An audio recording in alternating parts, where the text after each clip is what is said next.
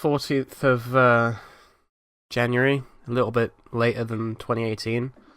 It's the 11th of January. Oh, it's the 11th. What did I say? 14th. Oh my god, I'm actually blind.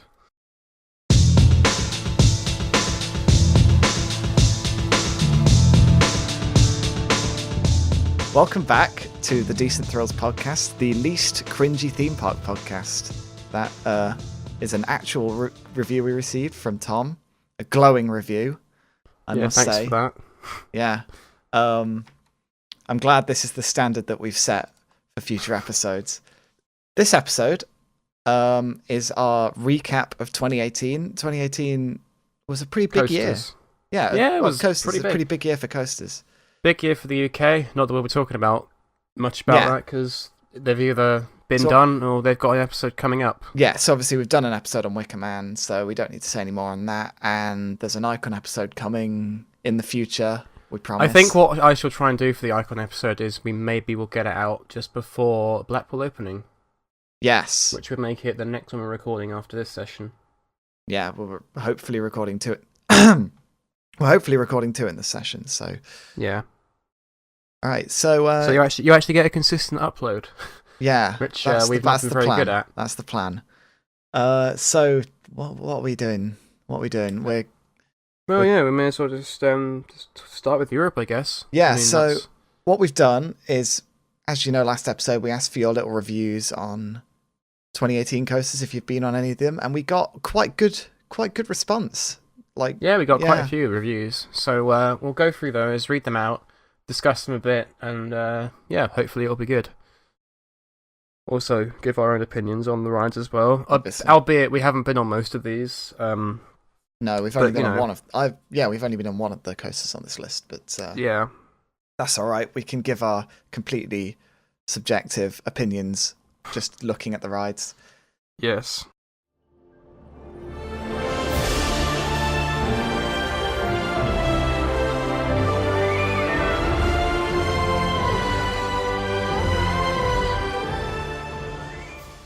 So starting with Europe, we're starting with Phoenix.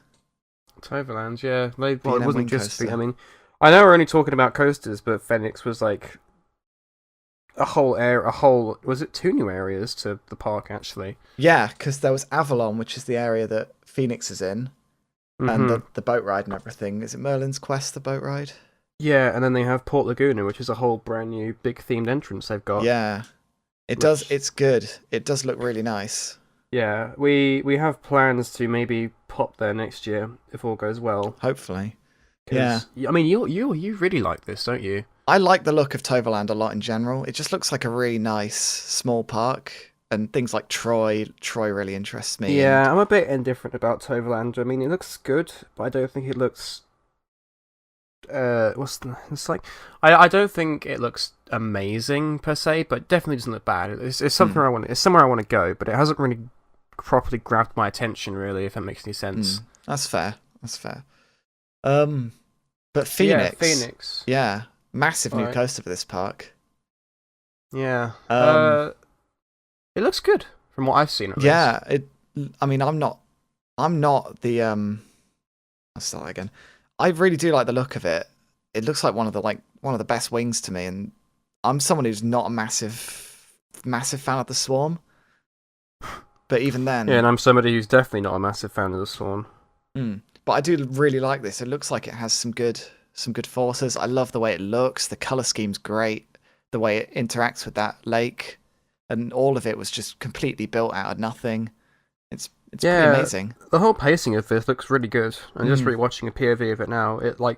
The issue I have with Swarm in particular is it's got all these really high up elements, and as you go through them, the ride just slows to a crawl as you go through them, and you just kind of lose that sense of momentum that you're supposed to get from this massive drop. I mean, it's like one of the tallest coasters in the UK, isn't it? Yeah, it's up there. And it just does not feel like it at all. You don't really feel that speed that you get from that drop after you've gone through the 0G. Phoenix goes straight into a speed hill pretty much. Yeah, and Phoenix, meanwhile, it does not look like it slows down. It looks pretty consistent with its pacing, I have to say, and I think that will make elements like the zero G a bit better going through, because instead of having it really high up and slow, they've had it sort of lower down but a bit more drawn out. But it looks like you can really feel the speed going through that, whereas in the Swarm it just kind of I love that rotates you around. I love that doubled up kind of aesthetic as well. With you've got the hill and then you've got the zero G, and they both kind of go over the river in the middle.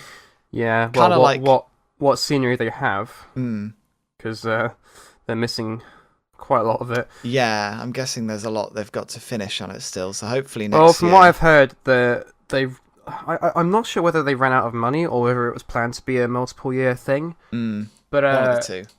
Yeah, because there are some places on the ride that look really bad, like especially the back end, like where you re-enter the station. It's just a metal wall at the moment. So. So should we get into we've got 2 reviews for Phoenix. Yeah, you got 2 reviews. I'll read the first one. This one comes from Finterman. Phoenix clearly has a pre-show that will happen someday, but even without it, the ride is cool.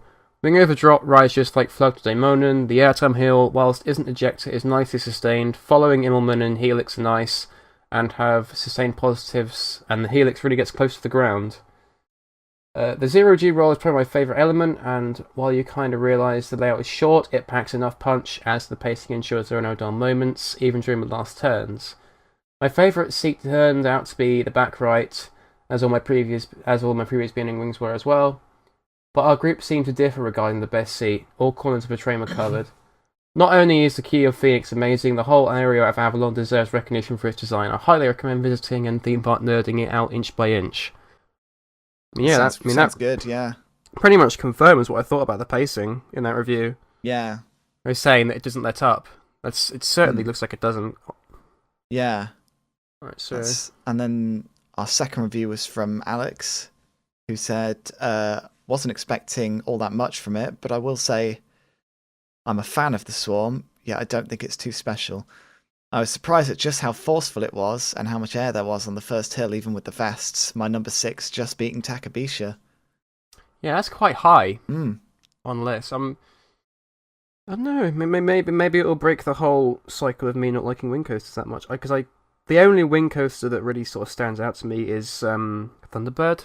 The rest look okay, I guess. B&M wing coasters. This is because. Yeah, we're talking about B&M wing coasters. Intamin are the definitive wing coasters. Oh, yes. But maybe Phoenix would break that cycle for me. I mean, the fact that everyone's telling me that it's pretty good. I've not heard a bad review about it, let's put it that way. A couple of other things, actually, that I just remembered. 1, the trains look amazing. Oh, yeah. And 2, the Phoenix logo, the branding, the t-shirt, the merch is all spot on. It's all brilliant. I love it. Very good all-round design. Yeah. Alright, now we're going to go to Valkyria. I was supposed to ride this, but unfortunately they had issues digging the tunnel from the drop, so that caused delays, and it wasn't open when I was there, and it opened 10 days after I left the park, which was... You saw it testing though, right? Nice. Yeah, I saw it testing a good few times, and the station wasn't done either, they were still building up stuff around that when I was walking around the area, but it looked stunning visually. Yeah. You were going on about the colours on Phoenix. Valkyria's colours are absolutely spot on. It looks nice in bright sunlight. It looks nice in gloomy weather. It looks brilliant at night. It looks good in every single condition possible. That's good to hear. Yeah, this is the tallest. This is the tallest mini dive at the moment, isn't it? I don't think so. I think that one in China is taller. Okay. I think. Don't quote me on that, because I think Mako's set to be taller, isn't it? Yeah. By the way, another thing that has happened since the last podcast is SeaWorld announced another coaster for next year. It's 2020, isn't it? Oh, it's 2020? I think Mako's 2020. Oh, it might be 2020, but yeah, they announced a dive coaster as well.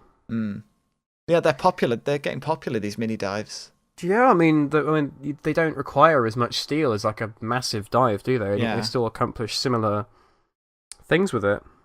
And this is... They're very marketable, aren't they? Yeah. This has got a long layout. It looks really good. It looks really well paced again. Yeah, the theming looks great. I love the look of the station on it. Literally all of the B&Ms that have come out recently, bar the ones in China, have had really well designed layout and pacing. Yeah, I don't know why people keep saying B&M are bad now. Like, oh, modern B&M or SNA, I hate them. But Well, I like, mean, if you're talking about like Swarm and that kind of era, I might understand where you're coming from. but I'm But like now, recent B&M with yeah, Phoenix and Valkyria and all these new ones. Like, they're. I mean, Fury is like more recent than the Swarm, and that's just an amazing coaster as well. yeah, And Mako, that's a new B&M, and that's amazing, apparently. yep. So yeah, I don't like the whole modern B&M suck kind of thing because I really don't think they do. A couple other things before we go on to the review. I really liked how the area looked. Because it was a sort of a multi-year thing when they sort of put in Loki. They added some stuff around Balder to make it fit the whole aesthetic of the whole like rustic Nordic style, isn't it? Yeah, medieval rustic sort of style they're going for. It looks really good. It looks like something out of Planet Coaster, to be more specific, like the station building. Yeah, it's very, very nice. It looks really good. Right. So 2 reviews. Do you want to take? Do you want to take? Yeah, you take the short one this time. All right, Harry's. Yeah. All right, so we got a review from Harry, or Coasterbot. Besides the god-awful locker system before the queue, this ride is actually very nice. It's a solid all-round addition with some quality theming. The station is especially beautiful. The layout is also pretty whippy for a dive coaster, and my favourite one so far. I mean, that's understandable. He's been on 2. No, he's been on. No? He's been on all of 3. Yeah, he's been on all of them except Baron. Oh yeah, of course. Yeah. Yeah. So that's pretty good. That's a pretty solid review. I mean, I can see that. Yeah, pretty solid review.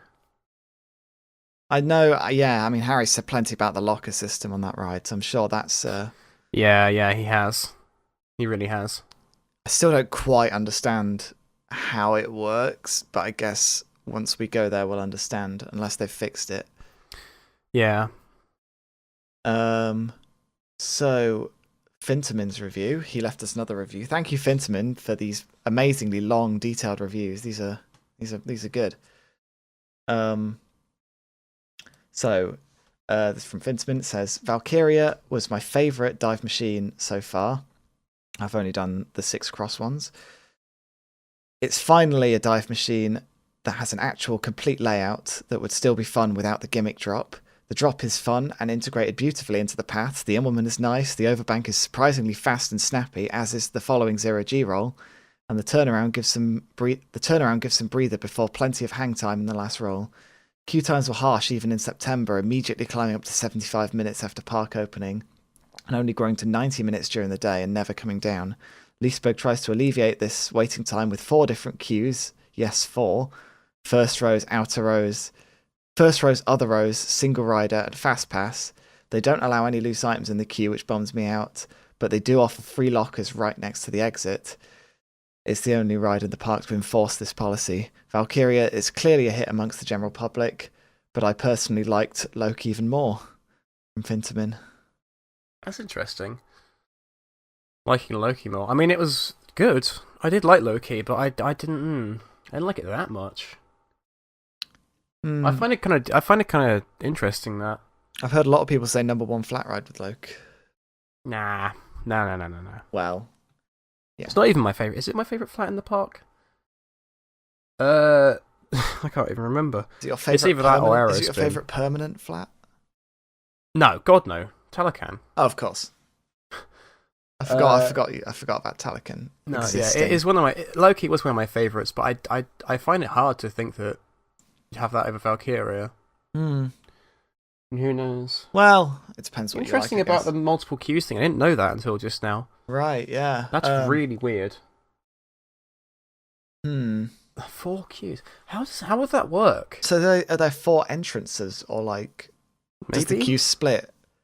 So I imagine you can't. There wouldn't be an entire queue for front row, would there? Would it just split? I have absolutely no idea. I imagine it just splits to like first and other rows. That does sound more logical, but I honestly don't know. I'm glad it has a single rider. Cough, Alton Towers.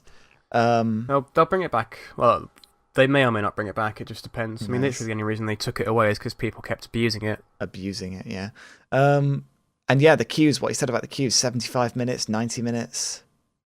Yeah. That sounds good. It's definitely doing well for the park. And Yeah, for sure. it seems like it's a good fit. So yeah, Valkyria, solid. Right now we're going to go for a much smaller scale coaster. I don't know what this thing is. I'm just looking Speed at Rockets. What is it? It's a little Gerstlauer bobsled thing that has one of the weirdest layouts possible. Oh, wait. Is it the one in France? Yeah. Oh, I know that one. The one in the middle of a park. Yeah. Yeah, okay. I do know that one. It looks really strange, Mm. but I love it. I love it so much. It's like a little family coaster thing, but Yeah. I don't know. It looks really good for like what it is. Like obviously it's not got that long of a layout.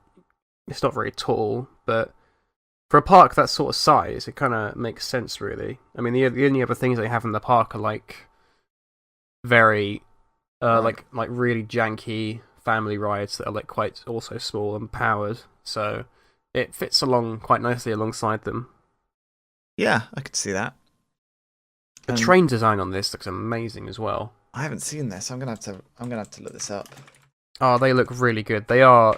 I mean, Gerstlauer, they're very good at making trains. Yeah. Train designs, like without a doubt. Oh, look at that thing. Yeah, I know. They're so cool. I love that. Okay, I like that. That's great. Yeah. When the rides have, station looks cool as well. yeah, Holy it's a shit. really well designed ride. Yeah. That looks amazing. The fuck? Plus other little things like smoke before the Yeah. lift hill and stuff. It looks really cool. Yeah, I like that. That's really cute. And it's wow, amazing. All right, I'll read out the review for this. So, Speed Rockets it's from Tom. iSatnav. Speed Rockets at Jardin's Acclimation technically cost more than Olympia looping, but it was good fun. Real smooth and actually quite long, but doesn't really have much in the way of force, even for a family coaster. Decent ride, but not as good as the likes of Cobra at Paulton's Park. Ooh. Ooh. I mean, he's not wrong. Cobra's quite good. So I still need to ride that. But hopefully I'll get you down there this year when I can drive. Yeah, no, I think that's fair. Yeah, cute little coaster. Yeah. So Tweestrid, is that how you pronounce it? I think. It's that zoo in the Netherlands, Wildlands. Yeah, it's a dueling Vekoma Junior Boomerang. Junior Boomerang. Which turns out to wow, have been, has this coaster got a story behind it? Yeah. Turns out to have been a bit of a flop. Yeah, it seems weird, but prior to this thing, I don't think they had anything in the likes of like amusement rides in this place. I mean, if they did, they must have been quite small. Mm.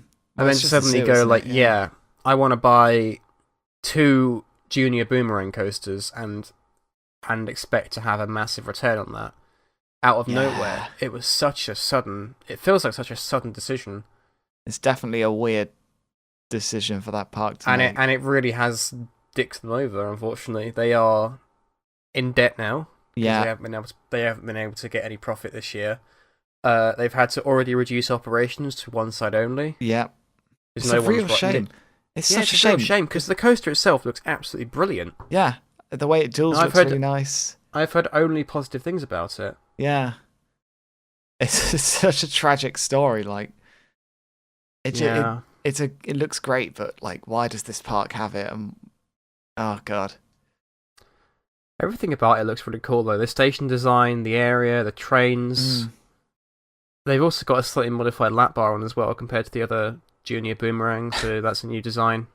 It's like when you buy a pet and you completely fall in love with it, and then someone in your family is allergic to it.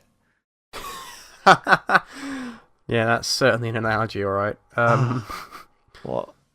But we got a review from Joey. Mm-hmm. He got to ride it before it officially opened, I think. Did he? Yeah, I think he did, because he posted on Reddit something about something related to it. And somebody replied to him saying, "Oh yeah, this coaster that's not even open yet, and you've been on it." And he was like, "Oh, actually, I have," and sent them his on-ride photo. Huh. Yeah. So Joey says, "Tweestrid is a real fun boomerang. Nice interaction between the two trains on the lift hill and during the ride. Some decent airtime on the hills and pretty forceful. And the dueling element is really good." Yeah, something you'll notice when really you good. eventually get on the junior boomerangs is they are, in Vekoma, like the new gen family coasters in general, they have quite a bit of sustained force for a family coaster. I have been on a junior boomerang. Have you? Oh yeah, you have. No, Drake Manor. I mean, yeah, I mean, you can kind of see what I mean by that. I mean, it's more apparent on Velociraptor and Rake. They seem pretty solid, those Vekomas. Yeah, they do a really good job with them. They're like a really well designed family coaster style, honestly. So yeah, I guess pretty good coaster. Pretty good coaster. Just a shame that it had to end up the way it is. Yeah, really. Yeah. So, wow, this is a big one. Which we didn't get any reviews for, sadly. Yep. Well, I mean, nobody went to Poland this year, really. Well, people did, but like nobody we know. So we have Hyperion. I mean, Joey went to Poland, but didn't we? But he didn't do a review.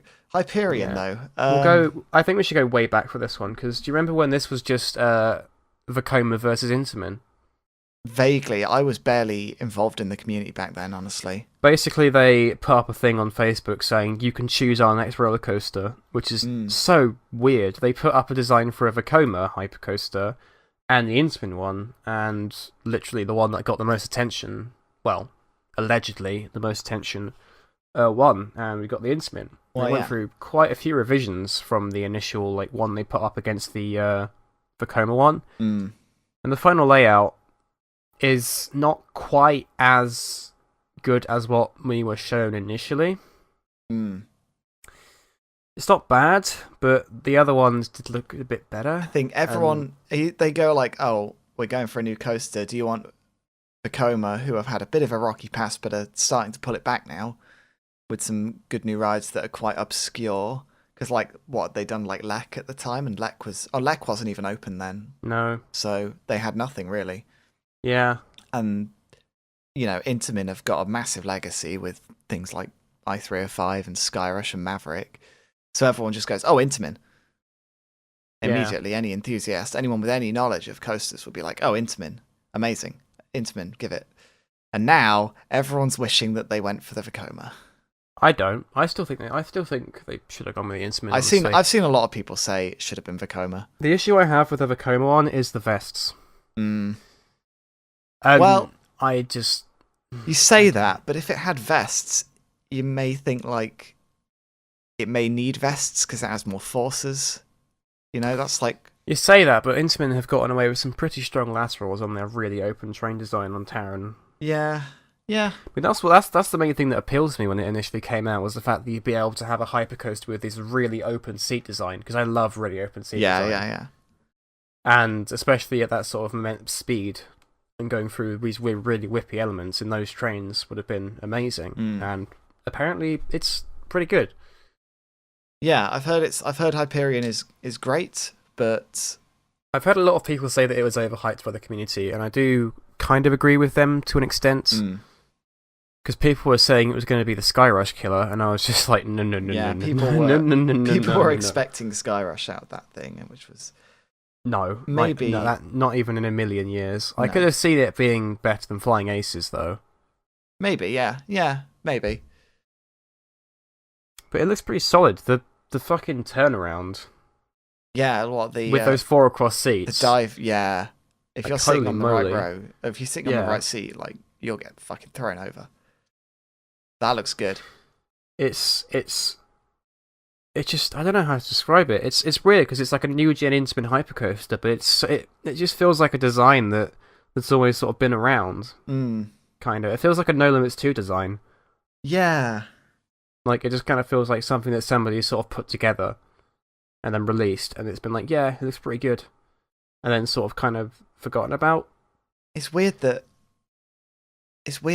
we're finding ourselves struggling to say so much about it after. Yeah, because there's so much, like, it's supposed to be this really big, like, big thing. Mm. But now it's actually here. Yeah. It's like, yeah. Everyone's sort of forgotten about it. Yeah, I mean, it looks good. It looks really good, and I think it would probably place it in my top 10 if I wrote it, but it just looks a bit... It's always... It's not really got much personality to it, has it? No. The theme is good. I quite like the sci-fi aesthetic. Yeah, I do have a feeling the whole having a personality thing isn't necessarily tied to the coaster necessarily, it's more where it is. Energylandia is very much... It's a very strange park. Yeah. Carol, one of our friends who originates from Poland, she's told us that the park feels really strange when she has gone in the past. She hasn't been on Hyperion, but she's been to the park before, and she said that it's got a really strange atmosphere and feels very soulless. Mm. And the more I think about Hyperion, that whole kind of not really having the right sort of feel to a park is kind of... I'd say it's kind of brushing off on the coaster a bit, honestly. Mm. I mean, they've definitely stepped it up a notch. Yeah, they've definitely increased a bit, and they've got Hyperion, Zadra coming and all that jazz, but... Yeah. I don't know, it's weird. It's straight, like you say, it's strange how I have nothing to say about it. There's a few things I can think of off the top of my head. The trains look nice. The station building looks quite nice. I like the that. whole queue building's got a lot of stuff in it. Yeah, that massive kind of staircase, scaffoldy, industrial-looking structure. I love that. Oh yeah, I love that too. I love the entrance. How you go through the ride sign. That's really cool. Yeah, that's definitely cool. Yeah. The splashdown is a bit of a meme. Yeah. Sadly, wasn't it gonna be like a proper splashdown before, and it... No, it was always going to be fountains. Oh, shame. Yeah, I mean, we got no reviews for it, so we can't really... Yeah, that's it really. It looks solid. It looks like an okay coaster. I'm hoping that this kind of paves the way for more bigger 4-cross Intamin hyper designs. I do hope so, yeah. In the same way that, you know, rides like Taron have paved way for their new gen system with Tiger and the stuff going to the Wallaby Park and Park Asterix. I hope it kind of progresses in the same sort of way. Yeah. Fingers crossed. Yeah, Intamin are definitely keeping on top of things. Mm-hmm. Yeah. So... All right. Oh my And the last one for Europe. Saving the best till last, eh? Oh, yeah. Oh, yeah. Technically, this isn't even a 2018 coaster because it hasn't properly opened. Has it not? I thought... Not like officially. It's had previews. Oh. But it didn't end up actually properly opening to the general... I mean, like, I believe if you were at the park on the right day, you probably could have gotten a preview ride. So this like, is... as a guest. But I don't think it ever officially opened. Right. Interesting. So Wildy Heidi is what we're talking about. Wildy Hildy? I have no idea. Wild? I don't know. It's that fucking chicken coaster. Yeah. That was in RCT3. Yeah, didn't exist for ages, and then someone finally bought one, and it's a complete... Well, no, what happened was the original company who made the one that was in RCT3, they pulled out of the Hershey Park. It was supposed to go to Hershey Park. Oh my god, of course it was. That whole project fell through. Yeah. And then the sort of rollerball design was never picked up on again until Ride Entertainment Switzerland kind of decided to make one, and then this park bought one. Mm-hmm. And yeah, it's strange. Apparently, it's a complete technical disaster. Yeah, they've had plenty of problems with it in terms of like getting the ride to actually function now in a way that isn't unsafe. Yeah, I heard that the motor to pull it up is in the train, not in the lift hill. Is that bullshit? Or is that actually... It is in the train. It's in the train. Yeah. That is there are no mechanics on the lift weird. hill. It's just like a gear track on the lift hill. Right. That's I don't know how to feel about that. I really don't. Yeah, it's a very odd design. So if that motor burns out, you're stuck. Yeah, that's really bad. That's a really bad design. It seems like... I mean, it's been built, so it can't be that bad, but you never know. It seems like a bad design. And then another park's bought one, haven't they? Yeah, a taller one. And Park Spirit bought one as well. Why? Just get an S&S one. They can't be that much more expensive. Or get a free spin, you mean, instead of a rollerball. Yeah. Yeah. Just get a free spin and don't put any of those Well, the spinny. idea of Wilder Hildy is it's supposed to be like a family Well, yeah, exactly. Just attraction. don't put any of the spinny fins on it. Yeah, maybe. It's problem solved. I'm sure S&S could do a better job at making one of those Yeah, style they probably things. could, honestly. And even then, I just that 4D style for families, like you get some really weird forces on those things. Like I just don't like it. I don't think kids are going to enjoy it. Apparently they do. I mean, Uh, there are videos of people riding it, and they look like they're having they've fun. probably been But paid to look like they're having fun. So where is it again? What country is this? I don't know. Is it on the way on our trip that we might do? I hope not. Because you know very well I'm going there if it is. It's it's in Germany. Oh no, Schwaben Park. Okay, Let's go there instead of Phantasialand just to ride Chicken Coaster. so we'll figure out where in Germany it is. It is actually quite close to Phantasialand, relatively. Oh It's dear. near Stuttgart. Oh, let's go. Oh my god, I just want to be able to give an actual review on this thing just because of how much I hate it. it's not that close to Phantasialand. It's close to Europa Park. Oh god, it's such a weird ride.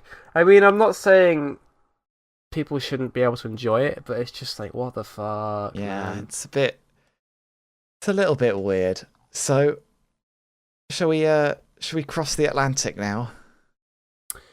Yeah. Um, to the United States of America.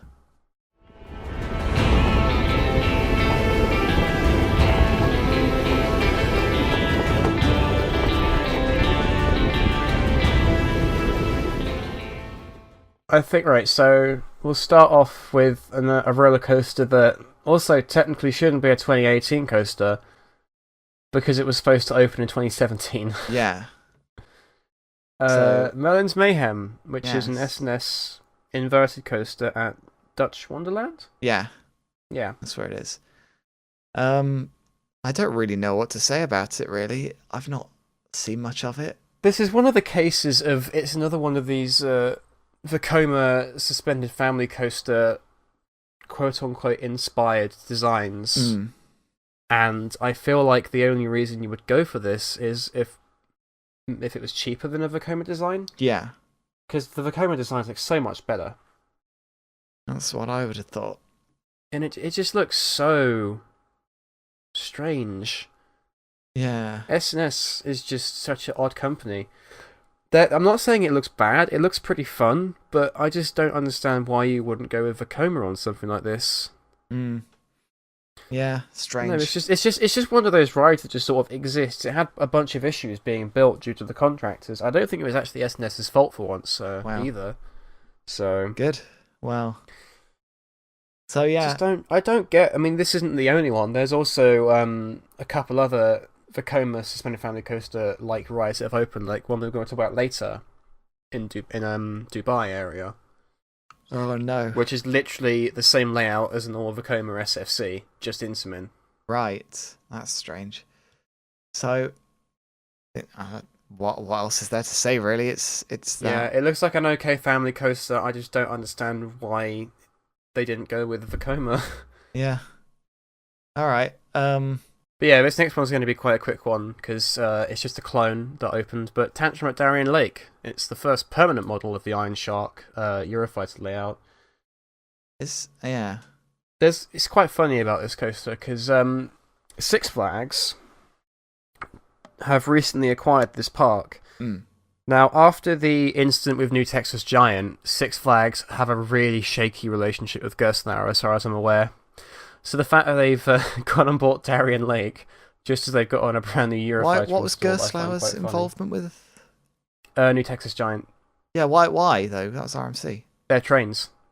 Gerstlauer made the trains for it. Yeah, the trains in I'm Rattler and New Texas Giant are Gerstlauer. Oh, did not know that. But There you yeah, go. because of that, they had a bit of a rocky relationship, and one of the parks they go and buy literally just had a brand new one installed. I just find that quite funny. Well, I think I think they'll have to make do. They can't be that difficult, those Eurofighters. Yeah, I mean, it looks really good. I do like the look of them. Mm.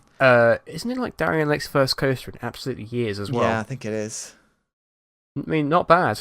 I mean, not amazing, but not bad at the same time. Something I do find quite funny about Tantrum is it's the colours that Icon was in the render, the original render. It's literally like I kind of down like to that. a T. Yeah, Yeah. it's like the exact same. It's great. So we got a review from Kaspersitz Slide Studios. Casper, I think. He's on Discord. Tantrum at Darien Lake is a simply amazing little coaster. Despite its size, the ride has some relentless inversions which actually pull some nice Gs. Lap bars also make for a smooth ride, which is a must-need for coasters. Thus, I say Tantrum is a great fit for the park. I didn't know it had lap bars, actually. That's pretty good. No, yeah, it's got a lap bar model, but great. I agree with that. It looks fun. It looks like a really good addition to the parks. I like Gerstlauers are very flexible in the way that you can just sort of put one anywhere and it'll work. Yeah. So from one Gerstlauer to another. From one Gerstlauer to another. Hang Time. This was my favourite installation of 2018. By far. Not my favourite like coaster from 2018 that I think was built, but like as an overall thing, like considering for the park, the fact that it actually was really successful, it fixes a really good area in the park. It fixes like a gap that the park had. Yeah. I can't express how perfect this ride is for knots. Like when I went there, it was sort of missing that whole multi-looper thing, a modernish sort of coaster. Yeah.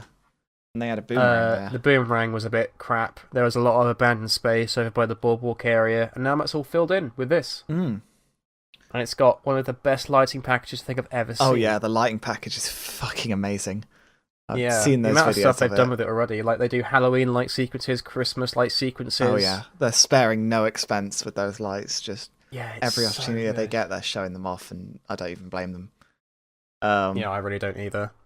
As simple as they are, the trains. I love the trains. Oh yeah, I love they got the surfboard colouring on the headrest. They got the surfboard colouring on the front. The little different coloured headrest is a really nice touch. I really like that. This is the good kind of generic. Like it is generic, yes, but it's a good kind. Like it looks really nice and well done.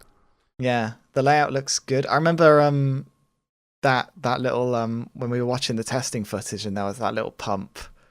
We on the elongated corkscrew. Yeah, we watched the train just jolt, and we were like, "Ooh, that's It's got a cobra roll that's shaped very similarly to the Smiler ones, and that doesn't have a pump in it, so they've got to have it somewhere else apparently. Yep.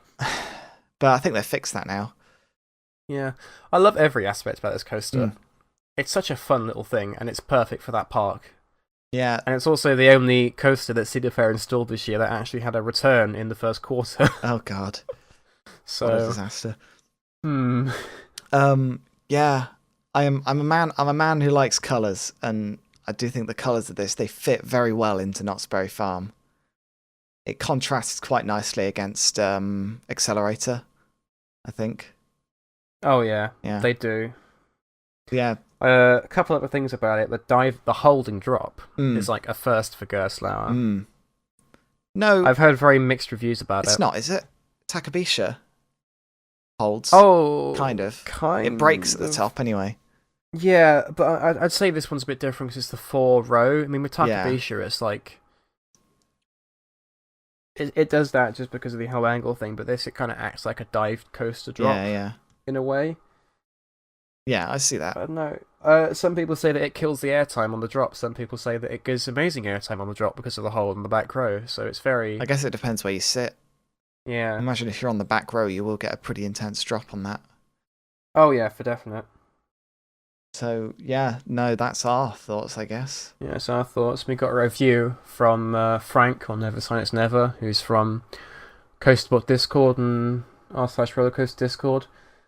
Nothing super special, he says. Just a whole lot of fun with some decent ejector pops, but a surprising lack of hang time. He was only assigned to the front row, however, and he can't speak for the other bows. However, he does say it's unbelievably photogenic, however, but prefers Fahrenheit. I can kind of see the last part. See, I do. I think I mm, would agree with the nothing super special thing. It's not. yeah, It's not. to You some know, extent. it's not a world class coaster, but it does fit very well into the park. Yeah. That exactly. Yeah, I do. I'm not sure about the.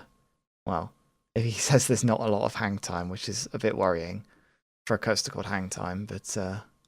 it's the surfer term, isn't it? Yeah. You know. Prefers Fahrenheit, which is I could see it. I could see it. yeah. I Like, love Fahrenheit. yeah. Love that. Yeah, solid review, I'd say. Decent Alright, now ejector I've got pops. Yeah. Harley Quinn's Crazy Coaster at Six Flags Discovery Kingdom. Uh-oh. Oh Lord. Are you gonna go first on this one? Oh god. It's didn't we just talk about this in yeah, we did. We talked about this in the last episode because we talked about how Six Flags Discovery Kingdom has only Yeah. 2D coasters.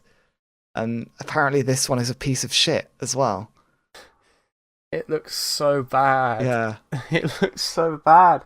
This is in the same park that's got a Larsen looper that's like Mm.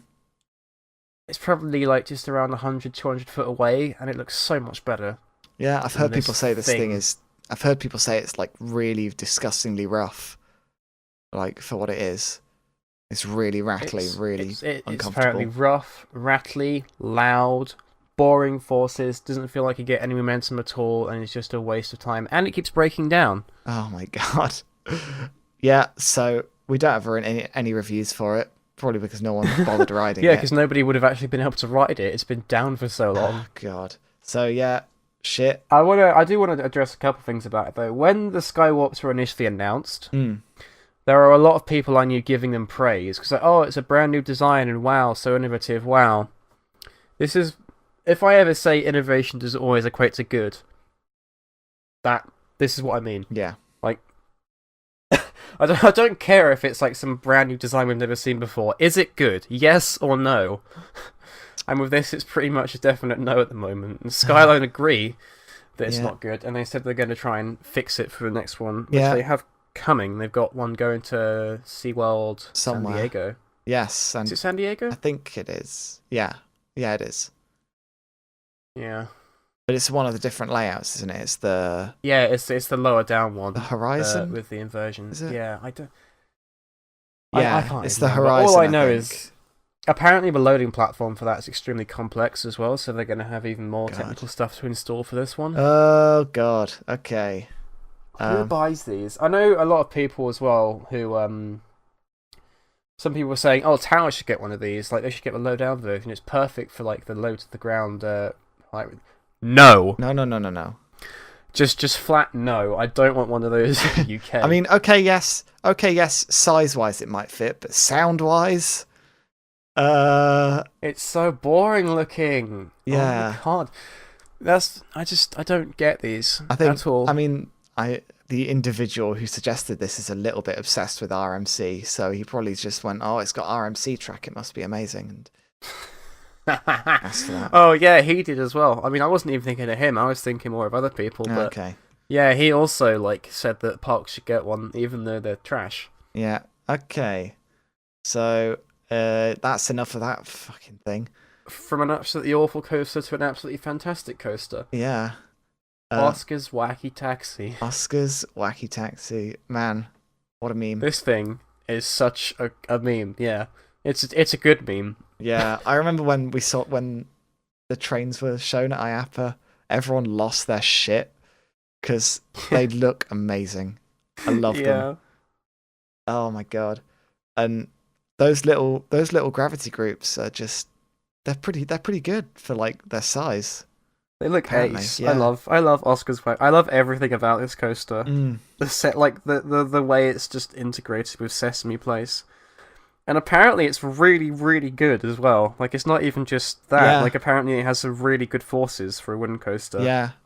I mean, we could just go straight into a review from that. Our friend Vinny, who we met in America, he said it's some of the most unexpected fun he's ever had at a park. The theming's adorable. The trains are comfortable and look great. The ride is surprisingly jam-packed with pops of airtime. Memes aside, I'm super happy I rode it. Oh my god, I want one of these in the UK so badly. Yeah, yeah, It looks so good and so cute and everything. Like, oh, yeah. this is another example of like perfect integration I for don't the park. know, Really? because I can't remember if it's a thing I heard. I don't know if there's anything behind it, but Yeah, apparently some kids come off as crying, if yeah, that's what you're referring it's to. a little but bit, I have a brutal. feeling. Yeah, I mean, it's a wooden coaster at the end of the day. What are you Yeah. really expecting?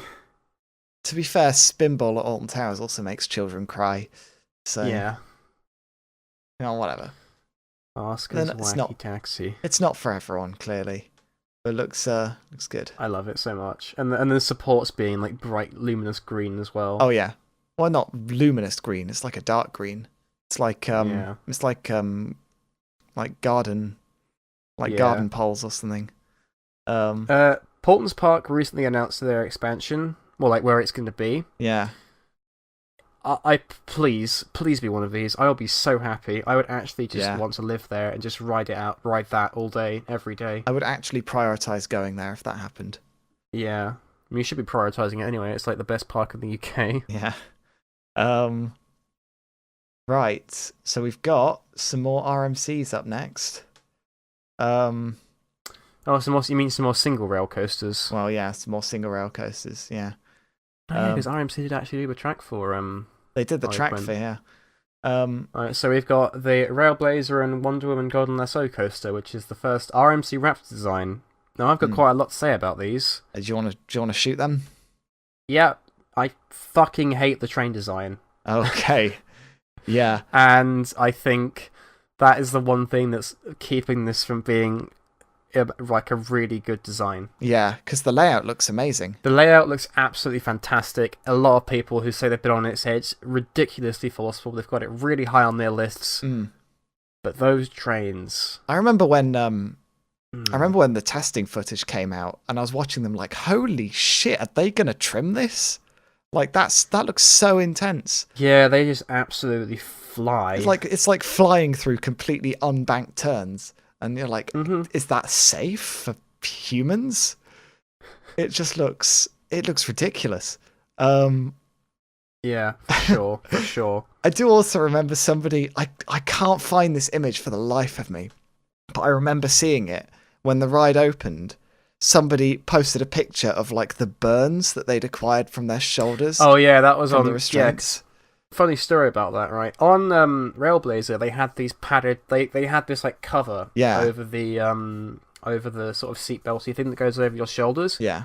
For some ungodly reason, Six Flags said no to that, and because of that, they just had this exposed like seatbelt like thing on your shoulders, which is supposed to hold you in like with lateral bracing. Yeah. And then people coming off with like really red marks on their shoulders and bruising and all sorts. And apparently you can just slip out of those harnesses as well. Yeah, you can just slip out of them apparently. Not that you should. Don't do that. It's very bad. You'll break your spine, probably. Yeah. Maybe. Yeah. If the vests are there for a reason, I think you should stay in them. Yeah.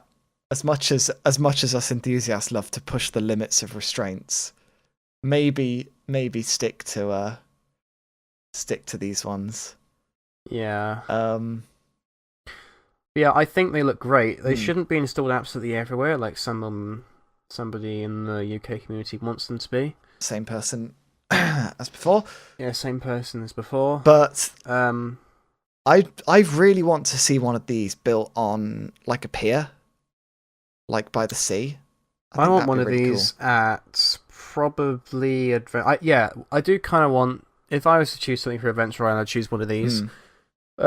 Main reason is Adventure Island doesn't actually have that much space. Yeah. And one of the biggest pros for the Raptors is the fact that they can be put in a really tiny footprint. Yeah. Like, these things are. It seems weird to me. Small. Like they're like the perfect rides to be installed at these really small seaside parks. Yet the first two parks to get them, CGA and Fiesta Texas, like Fiesta Texas especially. Yeah. Like holy hell. It just seems very strange. Yeah. But we got a review from we have. Yeah, from SV, I assume stands for Steel Vengeance, fan 325. Very fast paced with powerful airtime. The whole ride felt like one continuous element with no chance to catch your breath. It looks short but doesn't feel short. First drop is a free fall in the front row and a catapult in the back. My new favorite coaster in Texas. Man, that is a fucking great review. I love that terminology. Like it's Yeah. just a catapult in the back. Yeah, and one continuous element as well. That's good. Yeah. Thank you for that. That's a really good review. Yeah, that is a really good review. I can imagine these things just keep going. If they fix the trains and make them not look like utter trash, then yeah, all for these things. Yeah. Yeah. So that's that. Oh, one other thing. I do love the Railblazer branding, the logo for Railblazer. Yeah, I love Railblazer's style in the area. At least it's not built on a concrete pad. Yes. Six Flags. So on to the next American coaster. Another meme. America's had a lot of like really strange coasters this year. Yeah. You noticed? Or last year. Or last year. Fuck. It's 2019 now. Slinky, right, yeah, Slinky Dog Dash. Slinky Dog Dash. This thing. I mean, has been we've known it, like the enthusiast community has known about this for years now. And my friend who works at Mac, he described it as just that that strange dog coaster or something. That's good. It looks really interesting. I mean, the layout. It's quite obvious that Disney, they wanted to try something interesting with it. The layout looks. I mean, in places it does look like an extended Wacky Worm. Yeah. In other places, it's definitely got something going on, but I mean, no one's got anything good to say about the layout. Yeah, but you've got to remember, just, right? Yeah. This isn't even a family coaster. No. This is like a kiddie coaster, basically, on steroids. And for that market, holy hell, it hits like every single beat you'd want it to hit. Yeah, the Mac is a perfect manufacturer choice. They're efficient, they work well, up to date, high tech systems. It's perfect for a Disney park, really. I think my favourite thing about the coaster isn't even the coaster itself, it's the stuff going on around it, especially on the second launch. The theming for this ride. Where it rolls up to that like launch and then goes back with all the sound and lighting and visual cues. Yeah. Like it's being loaded into the launch. That looks so... Especially at night. At night, this coaster looks absolutely stunning. Yeah. Because it opened with that brand new area. Yeah, I've never been the biggest Disney enthusiast, really, but I mean, the theming around this, you've got to appreciate that. Like, it really does look like someone's just dumped their toy box into their back garden, and yeah. And I mean, the only issue I have with the area is kind of how, I mean, I guess it's supposed to be this way. It's just the foliage doesn't quite sit right with me in some areas. I know what you mean. I don't know. I think it works. Yeah, it definitely works. I just think the foliage does kind of feel a bit strange in places. Yeah. The trains look funny. The trains look hilarious. And they had to remove the tail on them recently because of the because it was an actual spring that like wiggled around. Oh my god, yeah. Oh god. So yeah, amazing. Very very good kids family coaster. Yeah. We've got 2 reviews for this one. Yeah. All right, I'll do I'll do both of these because you did the previous 2. Okay. Alright, so from Zach, ideal for the park, and the night ride had me gasping for air after laughing with the other single rider all the way around. Good at day, and magical at night. Yeah, that seems fair. I can totally see that. Yeah. The lighting at night, I've already said this, but oh my god. I'm becoming a real sucker for lighting recently. Yeah. On rides and attractions, especially dark rides as well, but that's for a conversation for another day. And the other review from Elliot, or Infusion. Slinky Dog Dash is a great experience overall and fills a big hole that has been present at Disney's Hollywood Studios for quite a while. The coaster itself is impressively forceless, but that's how it should be, and it's perfect for its intended market. Yeah. Pretty much sums it up quite well. Yeah. God, there's so much amazing detail around this ride. I've seen the air gates look great as well. And even the air gates, are amazingly themed. It's just like, God. So they did a great job. They did a fantastic job with this. Yeah. So that's from. Okay, now for the big one. Yeah, from a coaster that's all theme and no layout to a coaster that's all layout and no theme. That was a smooth as fuck segue. Yeah, Steel Vengeance. I mean, Steel Revengeance, the ride Steel that Revenge. totally didn't exist until they announced it. I love that. I love that there are like photos. Like someone posts a photo of Mean Streak with like half RMC track, like that massive Outer Bank turn being built, and they're like, "Hey, Cedar Point, what are you doing to Mean Streak?" And Cedar Point are like, What are you talking about? Mean Streak's gone. We've removed Mean Streak." It's like they're just pretending it doesn't exist when the entire thing is there. Yeah, they removed it from the part map. Something else I found quite funny is they literally removed it from the CG animation for the water park they opened in 2017. Like, Mean Streak normally was in the background of those CG things, but they just flat out removed it. That's great. Yeah, it's like nothing to see here. Like, how long has it been under construction for? I swear I remember pieces of track going on that at the end of the 2016 season. When I started browsing r/rollercoasters for like the first time, which was like late 2016, there was track on it already, I think. Yeah, I think it was late 2016 when it started being built, because Mean Streak was announced closing that year, wasn't it? Literally the second this thing closed, they started ripping it apart. Yeah. Which is fair. Yeah. And then they announced the layout. God. It's such a gargantuan coaster. Like, it's the world's tallest hybrid as well. For now. Tallest RMC. It looks stunning from like a scale perspective. Like, holy shit. Yeah. The first 3 elements, you got it's a vertical drop, a 200-foot vertical drop on an RMC with a train that long. And then a massive airtime hill that turns, and then that massive outward banked airtime hill. I mean, everyone said like the airtime on those elements is just insane. I don't know what we can say that other people haven't said about this ride, honestly. I mean, we've not even been on it, and yeah, exactly. We've just heard what everyone else has said. Pretty much. I mean, my friend Jay, he kind of went there and rode it. He was a changed man after he came back from that trip. Like, his whole perspective on the kind of coaster that he likes was just so different. Yeah. After that, it changes a man, apparently. So, definitely, must be good. Definitely need to ride it. I remember this is something I didn't like that much when the layout was announced. Everyone kind of just went, "Oh, this is the best coaster in the world." Yeah, I do think the hype around this coaster is.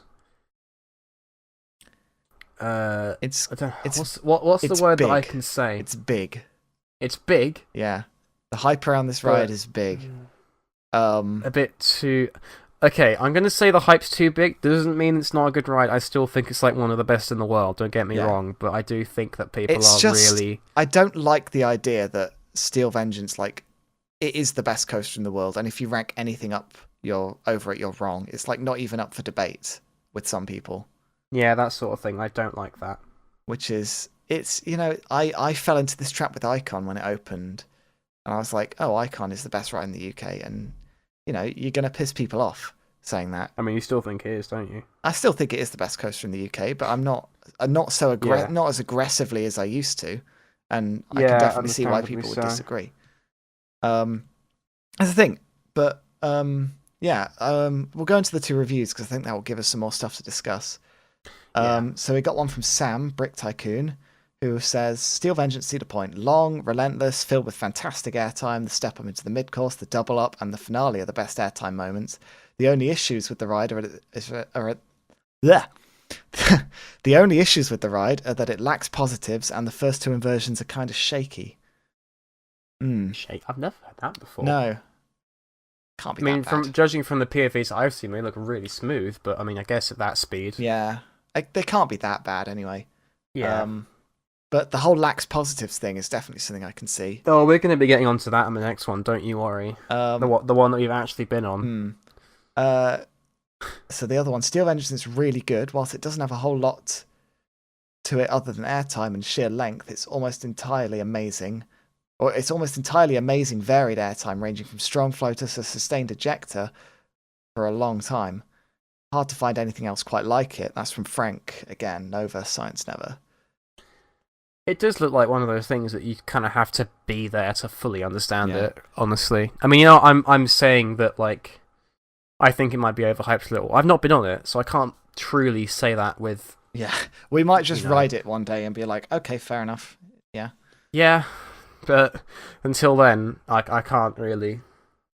Yeah, but the whole lax positives thing, I can definitely see that. Like, if you're somebody who likes to grey out on a coaster or likes, something intense, Steel Vengeance clearly doesn't have any positive force. I think we'll talk about this one or the next one more because we can actually definitively say. Yeah. I mean, I could say even more because I've been on 3 RMCs now. Yes.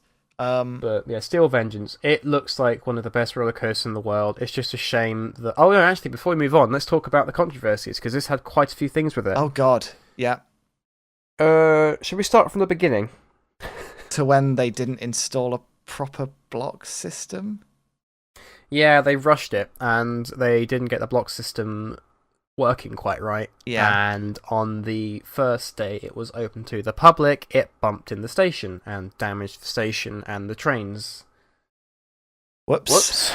How do we just say that exactly the same time? Yeah. Amazing.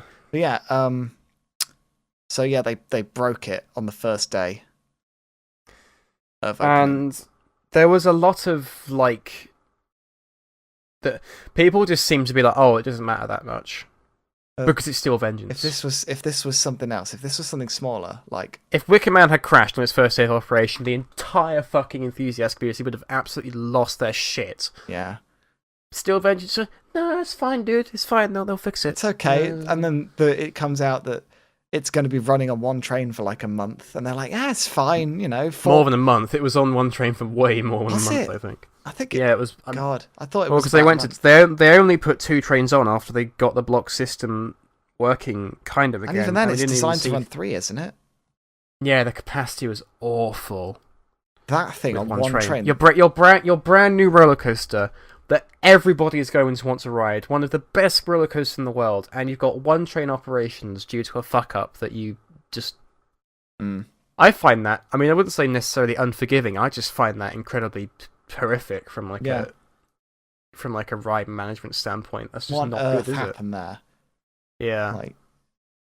And then there was all sorts of other stuff, like a drive wheel fell off at one point. Yeah, a drive wheel fell off the ride. The whole one part of the structure sways like shit when the train goes over. Yeah, apparently they're going to have to brace up the structure in the off season. Yeah. For this. And there's also the trims as well on the mid-course, which everybody also lost their shit over. Yeah, I've heard some people say that the trims do... What I've heard most people say is the trims neuter the drop off the mid-course, but then everything else after it is just basically the same. It's not exactly had the best of a year, has it? I mean, obviously being a great ride and all, but the issues it's had are kind of undeniable at this point. And I don't like the fact that people just seem to be shoving them under the rug, as it were, just because it's Steel Vengeance. Yeah. I think you should look at it as if it was any other roller coaster, honestly, with those kind of things. Yeah, there definitely needs to be some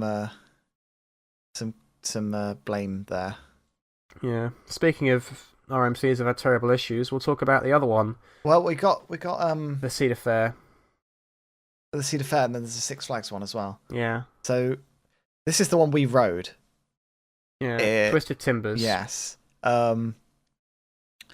So this is a really weird one for us.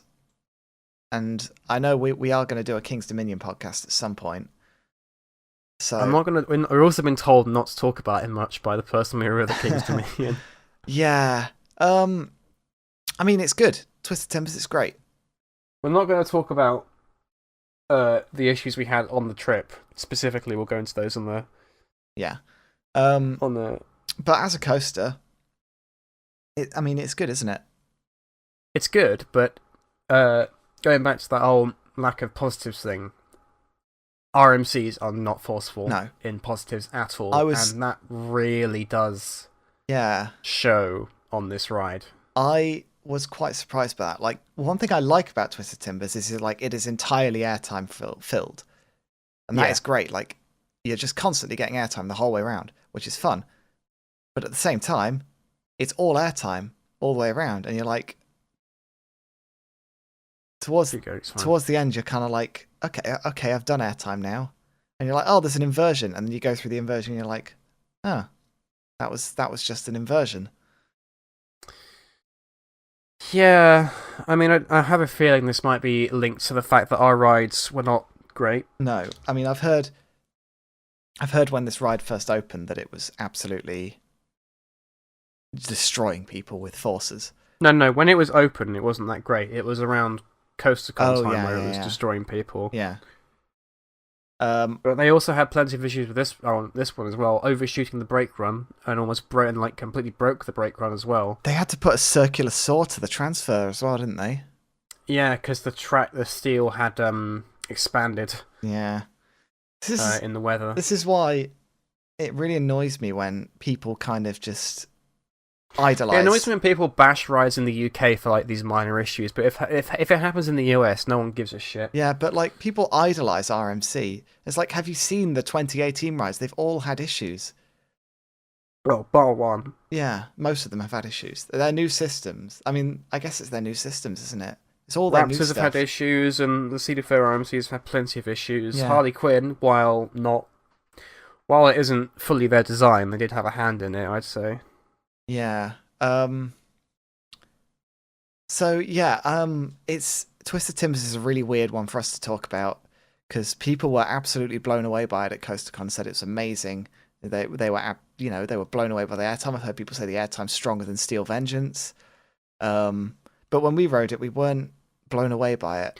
Twisted Colossus is better, and I prefer Joker over it as well, based on the experience I had. However, I'm fully willing to put that aside as it being a one-off experience, because I can see how it could potentially be insane. It just wasn't there for us that day, and we'll talk about it later in another podcast. But yeah, that's the thing. It's a pretty good addition to the park overall, I'd say. It fixed up an area that they definitely needed to sort out. Yeah, and I love the branding of this ride too. Yeah, the branding's... Like, absolutely adore it. I mean, I've got a Twisted Timbers Nano. Yes, up there. yeah. You've got a Twisted Timbers cap. We've both got t-shirts for it. I don't have a t-shirt. We love the brand. Do you not have a t-shirt? Well, I have a t-shirt because I absolutely love the branding for this ride and the aesthetic they gave it. Yeah. Well, despite all the problems, of course, I think it still fits King's Dominion quite well, and it does give it some brand new life. I love all the stuff they put around it, the gates, the bricks, the truck. Yeah, the station building, the way that they basically took a disgusting metal box and they just basically tore it open and filled it with stuff and spray painted that logo on it, put the logo Gave on it top. rust. Yeah. They really, it's like they just re-imaged the whole area. They didn't actually and it's great. build much new stuff other than like the coaster, but like it was all just a re-imaged kind of thing, and it works really well. And they repainted Apple's Apple as well, formerly Ricochet, to fit the area. They've really brought up a Twisted Timbers does care about their park, I think. It's just a matter of when they get round to the area. Like, there are a few that are still a bit questionable, but they'll just. I have a feeling they'll get round to those eventually. If you get what I dream, because I mean they're only just coming out of the sump that i305 put them in. Yes. So hopefully it's the only up from here. Yeah, they've definitely got other areas to fix up, but that was a good start. And yeah, I've heard people say like, oh, it's slow now, it's a failure, but no, it's a hit for the park. Well, I mean, the financially, it's like in terms of like guest rate, it's not great. Has it not? No, I remember what I was saying about Hang Time being the only truly successful coaster at Cedar Fair this year. That's still rings true as far as I'm aware. It's a shame, but so yeah, shall we move on then? Because this is... Let's talk about a good RMC that opened this year that had zero issues whatsoever and looks fucking great. Yeah, despite the fact that this was the RMC nobody cared about when it was announced. Yeah. Like, everyone was looking at this thing going, oh, it looks crap. And, there were some changes made to the layout, but the status... Twisted Cyclone, man. Yeah, Twisted Cyclone, sorry, I didn't even say the name. Fuck. I really like it. I love the trains. That was the first thing that caught me. The black train on that ride, especially. I love that train design. Oh, I love this ride. I love this ride. It's so short and punchy looking. I just This is from the cut, like the aesthetic of the area. From all the RMC like cynicism for the last two coasters. But I love this. Is one that we really like the look of. Yeah. Namely that wave turn. Like, I really want to feel that element. It just looks like a crazy fucking element. And the head chopper on the first drop, you literally drop underneath the wave turn.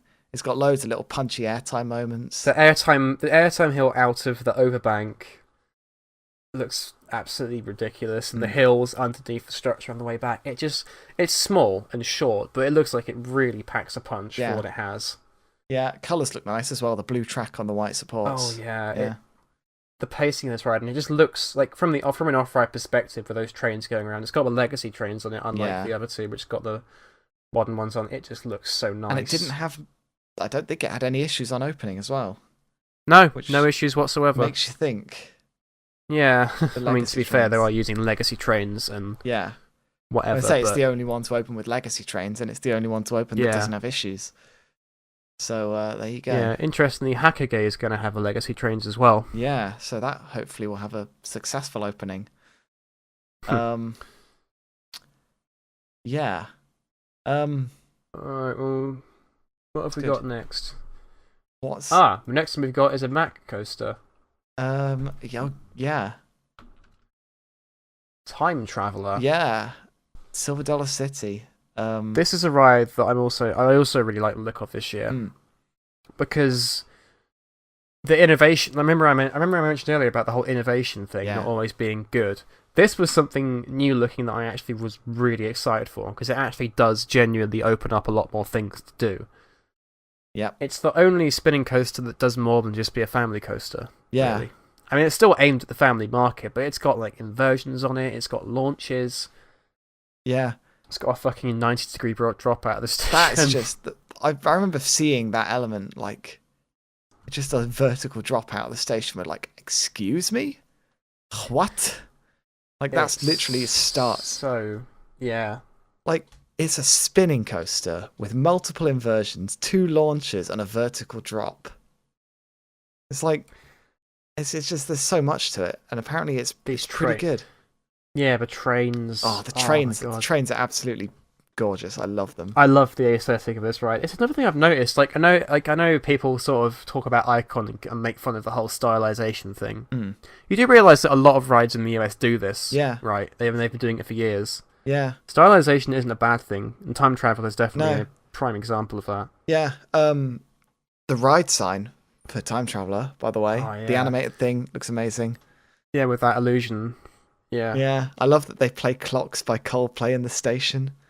Or like a bluegrass cover of it. Yeah, bluegrass cover of it. It's great. They have loads of like Time. I wonder if they play Time by Pink Floyd in the station as well, or a bluegrass version of it. Maybe. Something like that. I would not be surprised. Yeah. They've got all the like, idea behind this ride is great. Yeah, they've got all like clocks and stuff all around the station as well. Yeah. And the whole the dispatch noise with the clock chiming as well. There's so much cool stuff. And it's in this massive valley as well. Like, it looks... There must have been a lot of planning behind this. Yeah. So I remember seeing the initial photos of it when it was just known as the Silver Dollar City Mac. And there were photos of Mac Track, like, going up, just like what looked like in a forest, basically. Yeah. Just in this little valley, yeah. God, when it all, like, fully grows out back out again, that area is going to look really nice. Yeah. I was the one little, I guess, hiccup with the ride is the first launch even, it stops. And there's clearly supposed to be some kind of theming building. They ran out of money. There was supposed to be a building there. Yeah. But unfortunately, the budget just did not allow for it, and they had to can it in the end. Yeah. But who knows, maybe it'll come back. Maybe they'll maybe they'll build it, but at this point, I don't know if they have any reason to, really. Yeah, that's the issue. So yeah, that's that's Time Traveler pretty much. We don't have any reviews. Get any reviews for this one, surprisingly. No, we do know someone who's been on it. Our friend David, and he said it was great. He loves it. And Max as well. Yeah, Max liked it, but David prefers Icon to Time Traveler, and Max prefers what's it called, turbulence to Time Yeah, Traveler, which Time is Traveler does look. It doesn't look like top. I don't want to say that, but you know, it doesn't look like the best. However, as a proof of concept, wowee, yeah. There's a lot. It does a lot. there's a lot going on there, and there is a lot of potential. All right, we've got. So we've only got one more coaster left for the US, and this one's also going to be fairly quick. Yeah. SeaWorld San Diego with Electric Eel. Yeah, it's a Skyrocket 2. Another Skyrocket 2 clone. Now, the interesting thing with this is that it's kind of. We didn't really realize this at the time, but it was kind of the sign that SeaWorld San Diego are finally trying to be able to get through a planning permission to build tall rides. Yeah. Because this is something they've had a lot of issues with in the past. Right. And the fact they sort of built this, I didn't really consider it much at the time, but it did kind of show what they do want to try and go bigger with that place and seeing if they can get it around the planning permission, because apparently they have a lot of problems with it in that area. And it's worked. I mean, fucking hell, they've got a dive machine coming now, so... San Diego.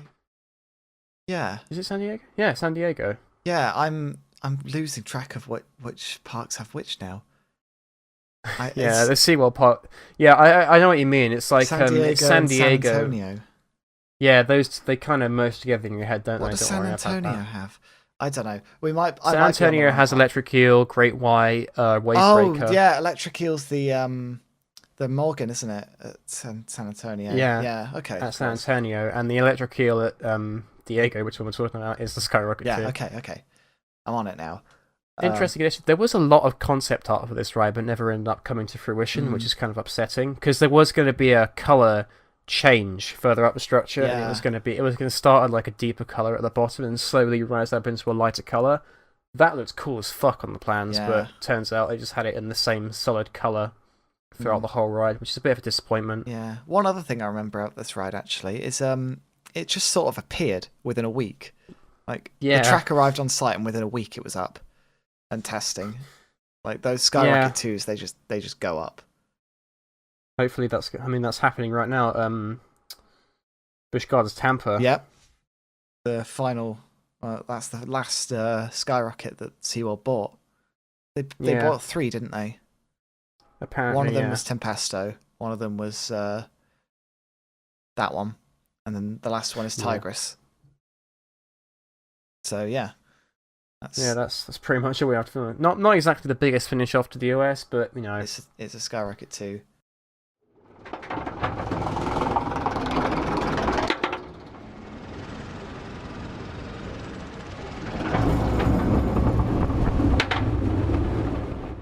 So other places. Now we're going to talk about some more obscure places. Well, I say obscure. I'm pretty sure most people know about Dubai, in a sense. Warner Brothers Dubai. Yeah, Warner Brothers Dubai. Now, I wanted to talk about this one because this is a whole new park that opened. I know that you don't know much about this, but this park fascinates me. Right. It's all enclosed, all indoors, and it's something that I've noticed with a lot of these indoor parks. They really don't do a lot to hide the fact that it's indoors. Like, the roofs are very obvious, and they're building these main streets and these themed areas inside them, or are supposed to be. But it just kind of feels like an expo floor. Just like that plasticky floor. You know, you can see all the way up to the roof structure, and there are just these things sort of plonked there. Yeah, That's what it feels like. It looks a little bit weird. Yeah, but we know somebody who's been there. Yes. Elliot, and he did actually leave some reviews, and this is one of the main reasons I wanted to actually mainly talk about it. Yeah. He said, Tom and Jerry Swiss cheese Tom and Jerry Swiss cheese spin. I still don't know what this is. That is a really funny name, though. I love. All I know is it's a spinning coaster. I have no idea what model it is or what it actually does. I wonder if RCDB's updated the page yet with what it is, because no one knows. Let's have a look. It is. It's Zamperla. Ah. So I'm assuming it's just a standard Wild Mouse layout? Maybe? I mean, I highly doubt it'd be anything else. Yeah, I guess it would be. And Fast and Furious. Whoa, hold on. What? 4 cars per train? I think it means 4 seats. Is it? No, Oh wait. 2 trains with 4 cars per Oh, train. so it's like Twistosaurus then. It Ish. must be. Yeah. This is a weird one because this is one of those rides that there's not much information on, and there's like no photos or videos of it anywhere. And any videos there are of it, you can only really see the lift hill because the rest of it's almost pitch black. What's fast? It's strange with this park. There has been no coverage of it at all. Oh yeah. Like, people have gone there, but they've not really returned with much info about it. And have the people who've been there, like, I mean, this applies to all Dubai parks, but they've said they're like ghost towns. Yeah, they always are because no one goes there. Yeah. They put so much money into these places, and you get like no one there. The only one that I believe still gets people is Ferrari World. Yeah, but they've got they're massive. They've got a whole brand, and they've been there since the beginning as well. Yeah. But the other one, Fast and Furious. Yeah, they're two of the more unusual 2018 coasters that Elliot said he'd been on. Yeah. He says they're both solid for family. Swiss G Spin is much better than Fast and Furious, but both are surprisingly well themed and a part of the park that deserves more recognition. Deserves any recognition. Any recognition. See, the rock work on Fast and Furious looks quite good, but then you've got but the problem is you look up. Yeah, there's terrible artificial clouds in the ceiling and just a blue wall. Yeah, it looks like a film set. It looks like a film set with a blue screen. It just looks weird. It's this massive, huge building as well. It's not like a tiny indoor place. It's gigantic. Very bizarre. Yeah, it's just I don't get this Dubai thing. Maybe we'll get one of our friends on at some point who is very familiar with the Dubai parks, and he can talk about them with us. Yeah. For a future episode. But yeah, this place opened this year, I guess, if you didn't know. And apparently the rides there are okay, but from what I've seen of the park itself, it looks quite naff. So now I've got 2 more we'll talk about. One of them, you can say how. Oh, hang on, I've lost the dock. Oh, so flying asparagus. Yeah, as you like to call it. Yeah. Which is a mini dive in China. Yeah.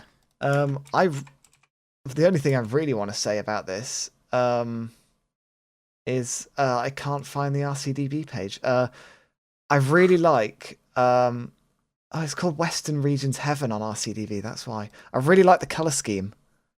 The sort of turquoise and purple. It looks really good. I love it. I mean, the reason I kind of wanted to bring this one up is it's strange. It's like a B&M dive with D6. Yeah. However, it's got the layout of a bigger dive. Yeah, it's got a mid-course. And it's got like a mid-course that fully slows you to a stop. It's really strange to me. It looks quite tall. How tall is it? Yeah, that's what I mean. I think it is the tallest 164 dive. feet. And how tall? Yeah, that's got to be the tallest mini dive. I thought Valkyria's not that tall, is it? Valkyria's 160. Oh no. Okay, no. Valkyria's 154 feet, but the drop's 164. Yeah. Okay. This ride has. There are a few things I wanted to mention about this ride. One of which is the bloody baggage system. Oh god, yeah, it's like it's like on a suspended rail system. Yeah, it's like this shelf on a suspended rail. It's amazing. That legitimately lifts up and over the station to the other side. It's like something from Wallace and Gromit. It's brilliant. Yeah, it really is. Brilliant. It really is. It's so fucking funny. Ah. And I wanted to talk about this one just because it was such a weird B&M dive. But I mean, that's like the biggest thing about it is that fucking baggage system, man. It's got no turnaround at the top, which looks kind of funny. Oh yeah, the straight down drop down. Yeah, I'm looking at pictures of it again. It's really aesthetically pleasing. I really like it. Yeah, a lot of the China B&Ms are that actually. They're good at colour schemes. They are. Oh yeah, they're good at colour schemes without a doubt, but not much else really. I'm guessing it's got that whole thing where it's really nicely themed, but with not really any substance to the theme. That's exactly what it looks like, judging off the POVs.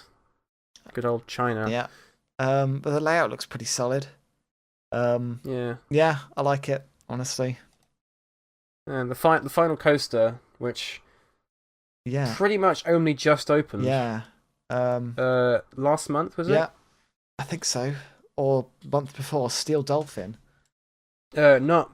Wait. Yeah, Steel Dolphin. Is there another one? Shanghai Haishang Ocean Park. No. Yeah. There's a POV of it. Yeah, this thing is weird. It's an Intamin with a 90-degree outer bank wave turn. Yeah. A really elongated hill over a lake. And just one of the most whack layouts ever. It's a brand new park that only just opened in China. Apparently, this layout it goes around the park and up and over a lake as well. Yeah. The launch over the lake on the way back. It's got a really short such a fucking launch. strange design. Yeah. Yeah, it's just so weird. You'd think this is like a knockoff or like, well, I say knockoff. You'd think it was like a Chinese coaster based on like the layout, but no, it's proper Intamin. Yeah. It looks like a modern version of Cheetah Hunt. Yeah, it does really remind me of Cheetah Hunt. I reckon the park saw Cheetah Hunt and said, "Let's get something like this." Possibly, yeah, but then it's got stuff like the 90-degree outer banked wave turn. Yeah, well, I think that's just more what Intamin are doing now, rather than what they did. I love Cheetah this Hunt. thing. It's so weird. It's so weird. The trains look great as well. Yeah, the trains look really nice on this, and it dives into a shark. Yeah. This is like the epitome of like I think this coaster is like the epitome of Chinese just coaster layouts. It's just China Park the ride. Yeah, literally. I mean, it's got the flamboyant colours. It's got the really whack layout. It's got the surroundings of themed but no substance. It's got everything going for it. The only thing it doesn't have going for it, I don't know if you've heard this, but apparently the park that own it are really quite scummy and unethical because it's like a sea park. I can't remember exactly what I heard. It was on Reddit, I think. But yeah, they're like, I think they're from what I've gathered, they're like what Blackfish made out SeaWorld to be. Oh dear. I can't remember what it said, but I'm going to look this up right now.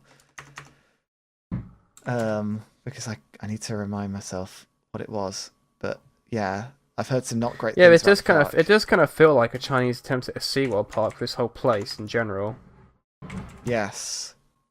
Oh yeah, okay. Yeah, that's that. Yeah, this is the comment I found. All those poor orcas being tortured for the enjoyment of Chinese folk that don't know any better. Absolutely disgusting park. Cool coaster, evil park.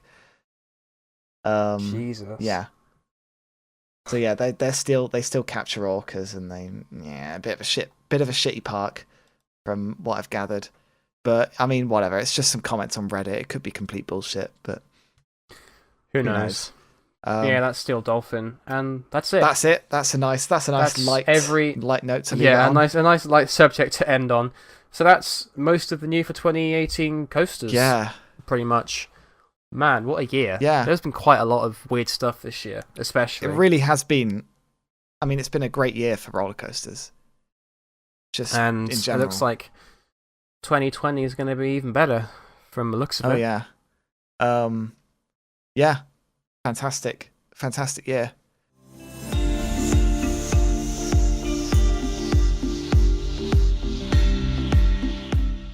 Alright, just before we end out, I am going to try and get this podcast back on a decent schedule now that Christmas break is over. Yeah. I know we've been a bit infrequent with the uploads, and I do apologise for that. Either one of us has been ill, or one of us has been busy, or both at the same time. But now that's all now the whole Christmas break is all over, and hopefully we won't keep getting ill. We'll try and improve the consistency. We are going to record another episode after this one, so there will be 2 episodes within like the proper schedule we did initially.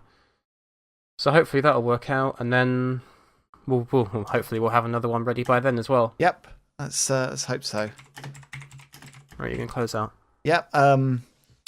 So yeah, if you enjoyed, please let us know in the comments, and if you think we fucked up somewhere, also let us know in the comments. Any feedback is appreciated. Yep, on our YouTube or on our Twitter, go give that a follow, by the way, so you get updates and information. Yep. So yeah, thank you for listening again, and we'll see you on the next episode.